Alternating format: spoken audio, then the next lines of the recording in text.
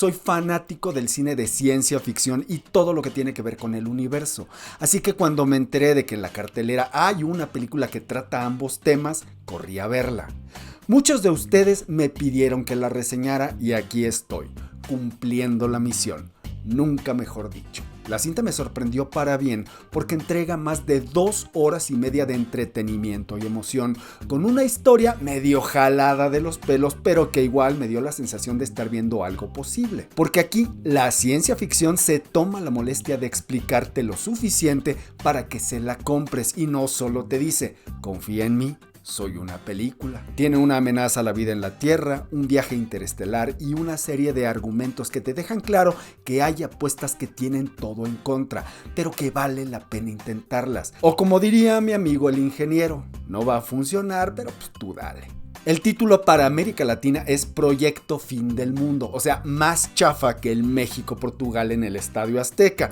Pero vaya, como también soy fanático de los deportes, luego me pongo exquisito. En realidad, la película se llama Proyecto Hail Mary o traducido literalmente Proyecto Ave María, que describe una jugada desesperada del fútbol americano que si se concreta significa un triunfo épico. O sea, como estamos hablando de cine, sabes que no vas a ver una historia de fracaso total, porque rara vez alguien se atreve a contarte que todo salió mal. Para eso ya está la vida real. Así que porque ustedes lo pidieron, esta es la videocrítica de Proyecto Hail Mary. Una bocanada de aire fresco por su interesante tratamiento de la ciencia como detonante de un relato fantástico y emocional. Es de esas películas de las que vale la pena hablar y que muy probablemente se convertirá en referencia dentro del género. Esto es ciencia ficción, sí, pero con el entretenimiento como prioridad. Y eso no es fácil de encontrar porque muchas veces las películas del género deciden no ser divertidas. Y no es que eso esté mal, pero en este caso el equilibrio entre ciencia ficción dura y corazón resulta muy satisfactorio. ¿Una joya del cine? Yo digo que sí. Proyecto Hail Mary cuenta la historia de Ryland Grace, un biólogo y maestro de primaria que es contactado por una agente del gobierno alemán para unirse a un grupo de científicos en una misión desesperada para salvar al mundo. El problema es simple. El Sol y las estrellas vecinas se están quedando sin energía porque unos seres microscópicos, bautizados como astrófagos, que viajan por el vacío del espacio, la consumen como alimento. Básicamente, el Sol se está apagando y eso en 3 décadas provocará un desastre climático que acabará con la vida en la Tierra. O sea, a lo mejor no con toda, pero con la humana, sin duda. Así, Grace debe entender la biología de estos organismos para encontrar la forma de cancelar el fin del mundo. Porque mientras las estrellas cercanas se están muriendo poco a poco, hay una que sigue brillando como si nada. El detalle está a 12 años luz de distancia, aquí a la vuelta de la esquina, como el Oxxo. La resolución del problema me atrapó porque mientras Interstellar, una de mis favoritas del género, necesitaba un agujero de gusano o puente Einstein-Rosen para conectar 2 puntos del espacio-tiempo, aquí la apuesta es mucho más simple: viajar muy lejos y muy rápido. O sea, sí, 11.9 años luz en menos de 15 años, porque la misión no solo implica llegar, sino mandar los datos de regreso a la Tierra, lo que tomará el mismo tiempo. Para ponerlo en perspectiva, la velocidad de la luz es de unos 300.000 kilómetros por segundo, y el objeto más veloz que hemos construido, la sonda Voyager 1, viaja a unos 17 kilómetros por segundo. En casi 50 años ha recorrido más de 24.000 millones de kilómetros y apenas salió de la heliosfera, la región del espacio dominada por el viento solar o el campo magnético del Sol. O sea, lleva medio siglo moviéndose y apenas está empezando su viaje interestelar. Viajar a otra estrella, incluso a la más cercana, Próxima Centauri, a unos 2.4 años luz, sigue siendo un sueño imposible para la humanidad, pero con un poco de suspensión de la incredulidad y un argumento bien armado, la compras. La misión es llegar a Tau Ceti para entender por qué sigue tan campante mientras las demás estrellas están muriendo. Trabajo de campo, solo que a escala interestelar. El problema es la relatividad. Nada puede viajar más rápido que la luz, así que si quieres llegar en menos de 15 años, necesitas acercarte muchísimo a ese límite. La cifra, aproximadamente 98.8% de la velocidad de la luz, es decir, unos 284,000 kilómetros por segundo. Una locura. Pero vale, dentro de este universo narrativo existe un motor capaz de llevar a una nave tripulada a esa velocidad. Y ahí entran los famosos astrófagos para impulsarlo. Pero lo interesante no es solo eso, porque la película respeta una consecuencia clave: la dilatación del tiempo. De acuerdo con el factor de Lorentz, mientras en la Tierra pasan unos 12 años, para los viajeros transcurren apenas 4. Y este tipo de detalles me ganan, porque el guión no los ignora ni los usa como adorno. Se toma el tiempo de explicarlos lo suficiente como para que no te distraigas haciendo cuentas, pero sí te creas lo que estás viendo. Hasta ahí la ciencia está cuidada, y dentro de este género, eso ya es media película. El guión de Drew Goddard, adaptación de la novela de Andy Weir, cuenta la historia en dos frentes, y eso la hace aún más interesante. Por un lado, tenemos a un astronauta que despierta de un coma de 4 años a 11.9 años luz de la Tierra, sin la menor idea de por qué está ahí. Y para acabarla de amolar, descubre que sus 2 compañeros de viaje están muertos. Bonita forma de iniciar el día.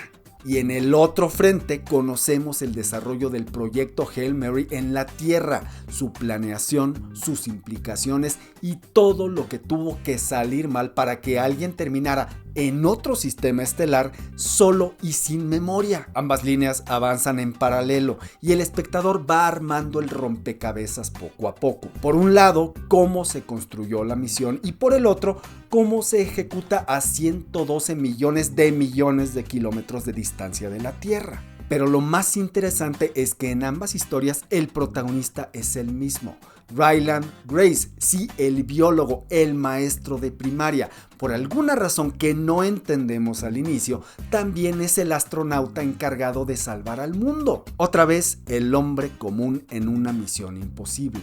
Pero aquí al menos tiene más sentido que Armageddon, donde es mejor idea entrenar a perforadores petroleros como astronautas que enseñarles a los astronautas a perforar.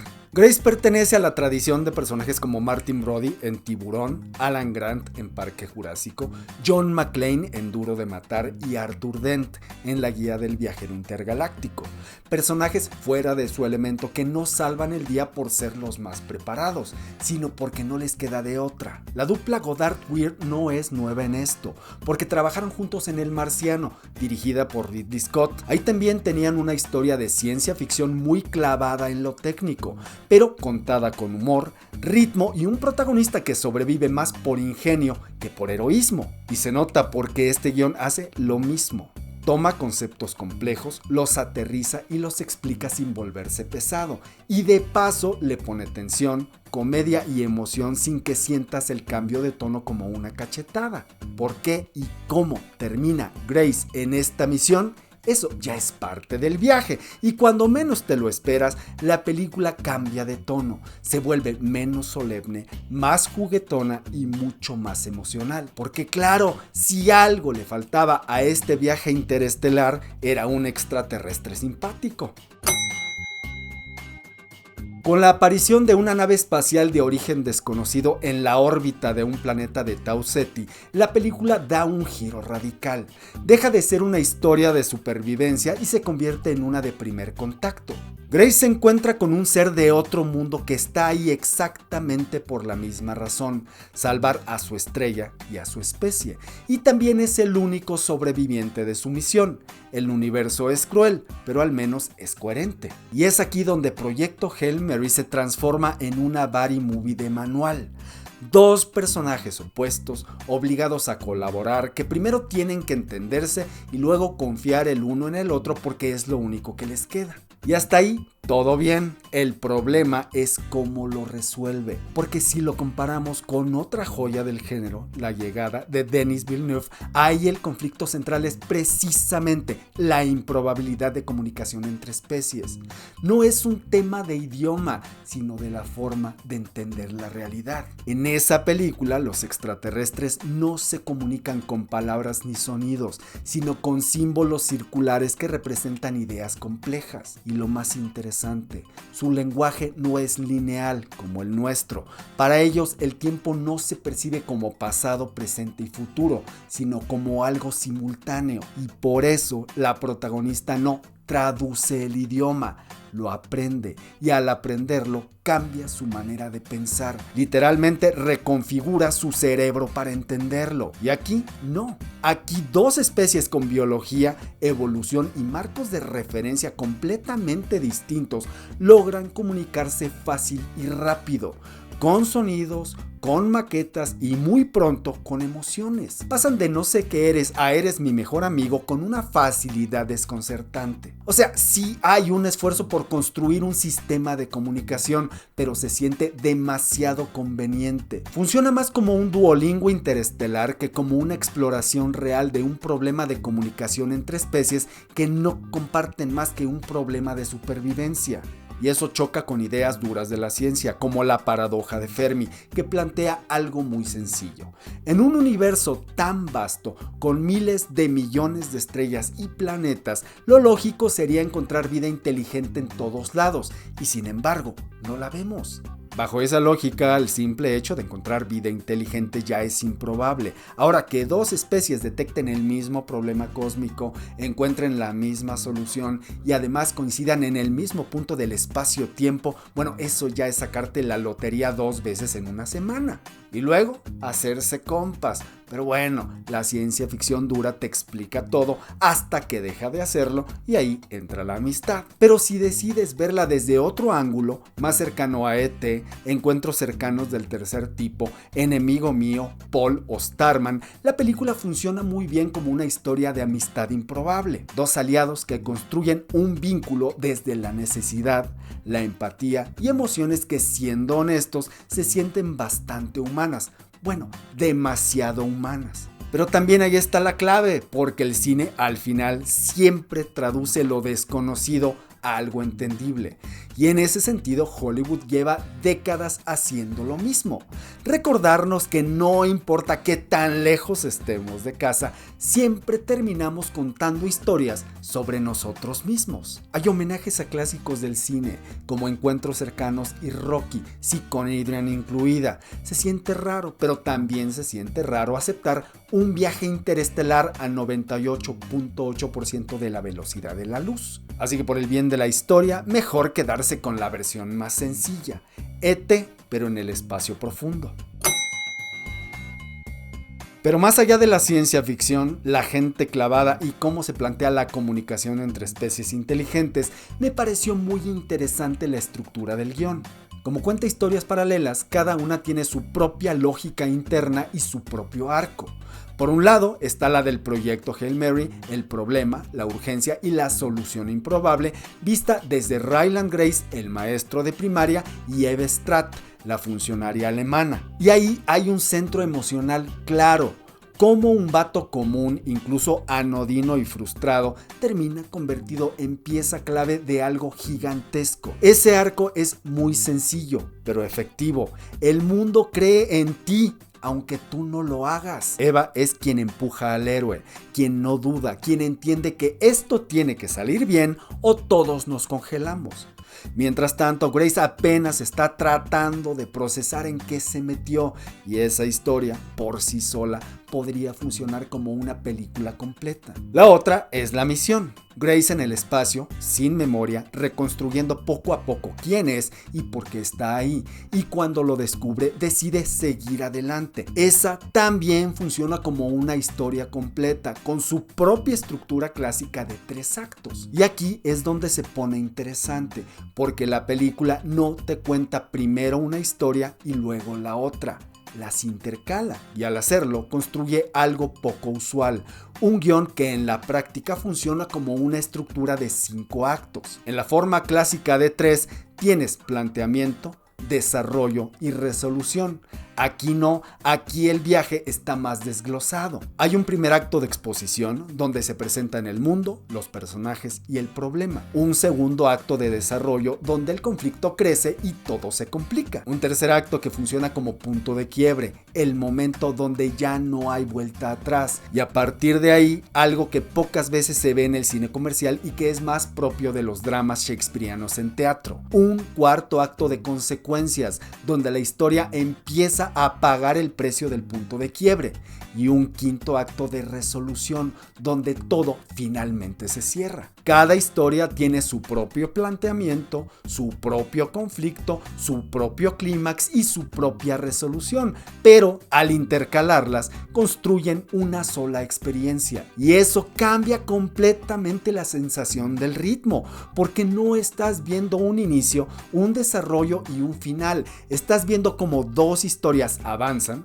chocan y terminan resolviéndose al mismo tiempo. Y el epílogo es clave, porque cuando crees que la historia terminó, que la misión se cumplió y listo, la película regresa a lo más importante: por qué el protagonista cruzó el umbral. Y eso cambia el cierre, porque ya no se trata solo de salvar al mundo, sino de entender por qué alguien decide hacerlo. El guión, basado en ciencia ficción dura, termina siendo profundamente emocional. Y sí, es una película larga, pero la puesta en cámara de Phil Lord y Christopher Miller mantiene tu atención y hace la experiencia inmersiva, porque además a nivel técnico está muy bien lograda. La fotografía de Greig Fraser es espectacular. Los efectos visuales se sienten naturales y se nota que no usaron puro CGI. El sonido, la música y los silencios hacen su trabajo. La dirección de arte es fantástica y las actuaciones son sólidas, sobre todo de Ryan Gosling, quien carga con todo el peso de la historia y además es productor.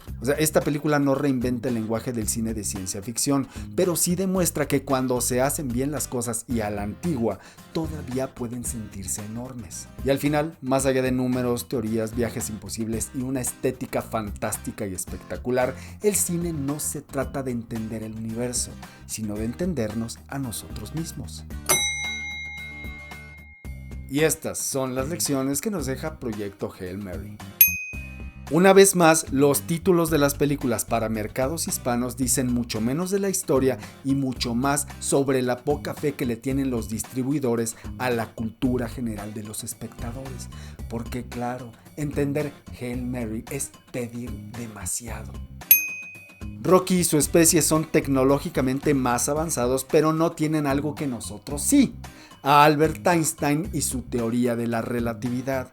Sí, en algo teníamos que ser superiores, aunque sea en el papel. Ser maestro de primaria puede ser un trabajo poco valorado en la Tierra, pero no te preocupes. Siempre puedes encontrar a alguien que te dé el aprecio que mereces. El reconocimiento profesional solo está a unos cuantos años luz de distancia. Nunca subestimes el poder de motivación de una comedia deportiva. Rocky tiene alcance universal, literalmente. Nadie estaba listo para eso, ni siquiera Sylvester Stallone. Si te vas a encerrar con 2 personas durante 4 años en una nave, es mejor pasarlos en coma. La convivencia puede ser extraña y poner en riesgo la misión. El espacio es hostil, la gente también. Phil Lord y Christopher Miller son los directores y guionistas de la película de Lego, 21 Jump Street, 22 Jump Street y las películas animadas de Spider-Man y Lluvia de Hamburguesas, donde demuestran que saben de ciencia loca, pero también de comedia y de emoción. Si tu mensaje tardará 12 años en llegar a la Tierra, más vale que no se te haya olvidado decir algo importante, como que tienes un gato y no le diste de comer. La Hail Mary nació en 1975, en un juego de playoffs de la NFL entre Dallas y Minnesota. Quedaban segundos en el reloj. Roger Staubach cerró los ojos, rezó un Ave María, lanzó un pase desesperado de más de 40 yardas y Drew Pearson lo atrapó para touchdown. Victoria de los Vaqueros, fin del partido, y desde entonces esa jugada tiene nombre. Vi la película en español porque en México es lo que hay. Y de nuevo me chuté a Pepe Toño Macías, el vato que la hace de Leonardo DiCaprio, Ryan Reynolds, Chris Evans y por supuesto Ryan Gosling. Ya sé que es por contrato, pero no dejaba de preguntarme por qué siempre actúa igual y si no existe otro actor de doblaje. O sea, nunca he platicado con él y ya me harté de escucharlo. Dicen que Proyecto Hail Mary es la nueva Interstellar. Yo digo que no. Aquí cuando algo parece imposible, te lo explican. Allá te mandan a una biblioteca en la quinta dimensión a resolverlo todo con amor. Porque sí, la ciencia todavía tiene límites, pero igual la película tiene que cerrar. Grace es biólogo y aprende a pilotar una nave espacial en días. Yo soy escritor y se me hace que voy a ir a pedir trabajo en la NASA. Total, tengo cero preparación, pero toda la actitud. Rocky dice que tiene 168 años con su pareja. Sí, suena a mucho, hasta que piensas que su planeta podría tardar en darle la vuelta a su estrella, no sé, un mes. O sea, igual apenas están en planes de boda y nosotros acá pensando en fidelidad eterna. La nave espacial del proyecto Hail Mary alcanza el 98.8% de la velocidad de la luz y se detiene como auto en un semáforo. La física nos dice que frenar a ese ritmo es otro dolor de cabeza cósmico, porque contrarrestar fuerzas relativistas así de enormes requiere la misma o más energía que acelerar. Y no hay truco que lo haga más fácil, pero bueno, estamos salvando al mundo. Qué bueno que no se pasaron el alto. Si regresas a casa después de un viaje interestelar de 24 años luz, no te sorprendas si todos te dicen, pero qué joven te ves. No es genética, es relatividad, aunque sí, seamos honestos, también la guapura ayuda, sobre todo si eres Ryan Gosling. La ciencia ficción puede llevarte a los rincones más lejanos del universo, explicarte cómo funciona todo y aún así quedarse corta si en el proceso no encuentras algo que te recuerde lo que significa ser humano. Porque entender el cosmos es fascinante, pero lo que realmente importa es que la historia tenga corazón. Yo soy Checo. Hasta la próxima.